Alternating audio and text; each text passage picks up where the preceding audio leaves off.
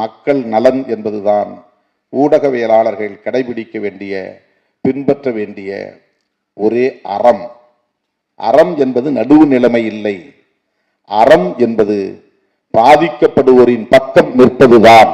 ஆகவே ஊடகவியலாளர்கள் பின்பற்ற வேண்டியது பொய்யா பேசுறது, போலியா பேசுறது, அவதூறு பரப்புறது, வதந்திகளை பரப்புவது, அரசியலுக்காக திட்டமிட்டு சில செய்திகளை உருவாக்குவது, பிளாக்மெயில் பண்ணுவதற்காக சில செய்திகளை வெளியிடுவது, அதற்காக பத்திரிகை நடத்துவது, இவையெல்லாம் வாய்மைக்கு எதிரானது. வாய்மையை கண்டறியாமல் ஒரு சார்பாக தன் சாதி, தன் மதம், தன் இனம், தன் மொழி என்கிற அடிப்படையிலே உண்மையை காணாமல் உடனே ஒரு முடிவை எடுத்து அந்த ஒரு சார்பாக ஒரு செய்தியை பரப்புவது, இது வாய்மைக்கு எதிரானது. இதுதான் அறத்துக்கு எதிரானது. அறம் என்பது வேறொன்றும் இல்லை. அறம் என்பது வாய்மையோடு தொடர்புடையது. அதை வடமொழியிலே தர்மம் என்கிறார்கள், பாலி மொழியிலே தம்மம் என்கிறார்கள், தமிழிலே அறம் என்கிறோம். அறம் என்பதுதான் தர்மம். இப்ப மனு தர்மம் என்பது அறமா? இல்லை, நிச்சயமாக இருக்க முடியாது.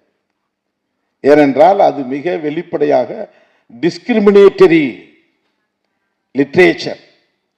அது பாகுபாடுகளை நிலைப்படுத்துவதற்காக உருவாக்கப்பட்ட ஒரு ஆவணம். அது அதை அவன் தர்மம் சொல்றான், ஆனால் நிச்சயமா அது தர்மம் கிடையாது. அங்கு உண்மை மறுதளிக்கப்படுகிறது. ஒரு குறிப்பிட்ட சாதிதான் மேலான சாதி அல்லது வர்ணம் தான் மேலான வர்ணம், ஆண்கள் தான் மேலானவர்கள், பெண்கள் சூத்திரர்கள் தான், எல்லா சாதி பெண்களும் சூத்திரர்கள் தான், சூத்திரர்கள் என்றால் அடிமைகள் தான், அடிமைகள் என்றால் அவர்களுக்கு எந்த உரிமைகளும் இல்லை. இதையெல்லாம் சட்டப்பூர்வமாக்கக்கூடிய ஒரு ஆவணத்தை தர்மம், மனு தர்மம் என்று இந்த உலகம் சொல்லுகிறது.